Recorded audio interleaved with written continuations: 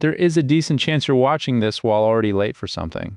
And if not, you know exactly who sent it to you. You're the person who is either 15 minutes early or 20 minutes late. There is no in between.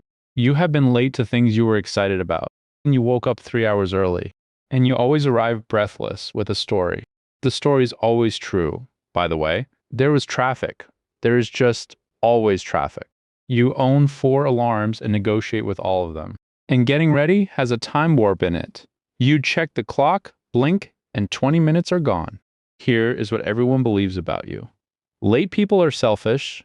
Late people do not respect anyone's time. Psychologists actually tested that belief. Lateness barely tracks with how much people care. Some of the warmest people alive are late to everything, including their own surprise parties. Today, I'm going to show you the science that says otherwise. Chronic lateness is mostly a math bug in your brain, not a character flaw. And by the end of this video, you will know how to patch the bug. Let us start with the experiment that explains your entire life. Scientists asked students to estimate when they would finish their thesis. On average, they guessed about a month faster than reality. Even when asked for their absolute worst case, most still finished later than that. This is the planning fallacy. Humans systematically underestimate how long anything takes. Everyone has it, you just run a deluxe version. And the fallacy survives experience. You have been late 1,000 times, and your estimates have not budged once. Psychologists call that optimism bias with a memory problem. You call it Tuesday. Knowing about the bug does not patch the bug. Even the scientists who named it still finish late. Because here's the twist. Your brain does not estimate time, it remembers time badly. When you plan the drive, your brain pulls up a memory of that drive, and it pulls up the best one, the Sunday morning, zero traffic, all green lights drive. The 17 normal drives with traffic, filed in the back. The one miracle run, framed on the wall. So your estimate is not an average, it is a personal best. You're not planning your commute, you're planning a world record attempt. Now meet the travel agent. Inside your head, your brain sells you itineraries, and it is the most optimistic travel agent alive. Shower 10 minutes, it has never once been 10 minutes.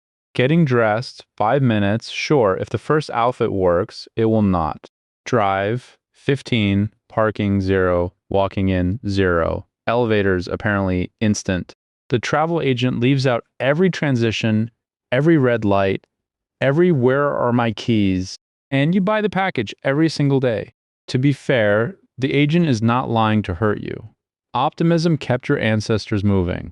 The brain that said we can make it before dark got more done than the one that said we cannot. Researchers even measured this. People asked to estimate a minute in their heads split into 2 camps. One group felt a minute pass in under 60 seconds. The chronically late group needed closer to 80. Your internal clock literally runs slow. The world is on 60, you're on your own frequency. This is also why you're a disaster at guessing how long fun things last. In flow, your brain stops taking time notes entirely. Remember the diary from the time video? In flow, the diary closes. 1 episode becomes 3. 1 quick game becomes a lost evening. That is not weakness. That is time blindness. So the fix cannot be try harder. Trying harder with a broken clock just means being confidently wrong faster. And then there's the airport paradox, and it proves everything. Because you're never late for flights. You, the person who missed 3 birthdays this year, arrive at airports 2 hours early. Which means your lateness is not broken machinery. It is a settings problem. When the stakes are real, and the consequence is instant, your brain finds punctuality immediately. A flight leaves without you, a brunch waits for you. Your brain knows the difference and budgets accordingly. Remember the choking video? Pressure recruits the supervisor, airports are pressure. Coffee dates are not. This should actually make you feel better. It means the machinery works. It has just been told that most things do not matter enough. There's one more piece, and it is the one nobody talks about. Some of you are not bad at time. You're allergic to being early. Arriving early means standing around. Standing around feels like wasted life. So you aim for exactly on time, the hardest target in the universe. For the bullseye, miss by a little and a little late is the only place to land. Punctual people do not aim better. They aim earlier and they bring a book. Padding is not pessimism. It is armor. Nobody at the meeting knows your buffer existed. They only know you were there first. and one more suspect.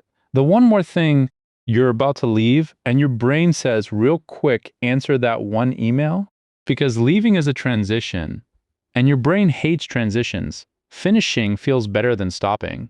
And one more things later, you're sprinting with one shoe, and here's the cruel part. The shame does not make you earlier. You have apologized in doorways for years and the pattern never moved. Because shame is not a schedule. Guilt punishes the last lateness. Plans prevent the next one. So we retire the guilt and hire a system. So can you actually fix this? Yes. And you do not have to become a different person.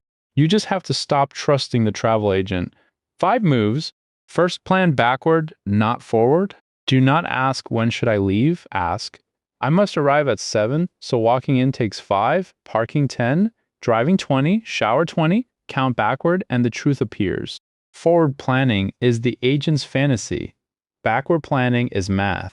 Do the backward math once for your regular places.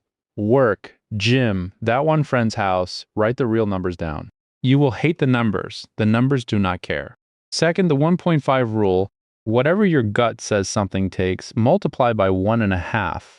Your gut quotes the world record, this corrects it to reality. This is not padding, this is the tax the planning fallacy has charged every human since forever. Third, set alarms for leaving, not for events. An event reminder fires while you're in flow and your brain files it under later. A leave now, alarm is a door slamming. Shoes on, we are moving. And when it rings, the rule is no one more thing, the email survives without you. Fourth, give early a job. You avoid early because early feels like dead time, so load it. The podcast you save for waiting, the book in your bag, the one email you're allowed to send from the parking lot. When early has a reward, on time stops being the target, and the whole distribution shifts. Fifth, prep the exits the night before. Every morning decision is a chance for the travel agent to grab the microphone. Remove the decisions, remove the delays, keys, bag, outfit, by the door. Your morning becomes a runway, not an escape room. Now, the part I actually want you to hear, your lateness was never contempt. The science is clear on that. It is optimism aimed badly. You genuinely believe the world will cooperate this time. That is almost sweet. But here's the honest half. The people waiting for you cannot see your optimism. They can only see the clock. So keep the optimism, spend it on the plan, not the estimate. Because 15 minutes early, with a book and a coffee, you're not wasting time. You are, for once, ahead of it.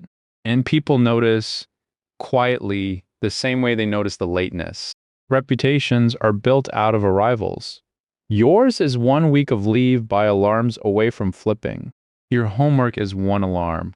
Tonight, set a leave by alarm for tomorrow's first thing backward plan times 1.5. That is the whole assignment. Do it for a week and watch what happens to your reputation. And if you relapse Thursday, fine. The agent has run your schedule for decades. It takes more than a week to retire it.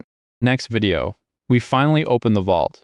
7 mysteries of the human brain that scientists still cannot explain. And I'm not exaggerating. A couple of them are genuinely unsolved to this day. I will see you there.